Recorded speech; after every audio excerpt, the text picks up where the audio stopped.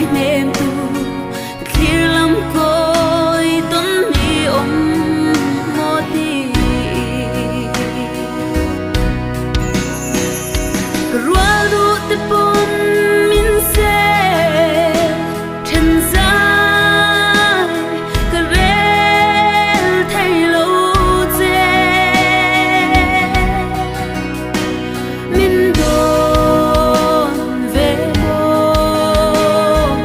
tiin ve mo Nghilh zai hril thei lo che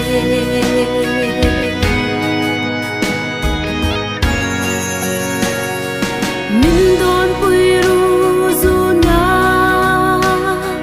Lungleng zawng ten Chung si zawng le phur thiang ten an hril phak long hmangaihna biahthu thinlung rualduhte paw'n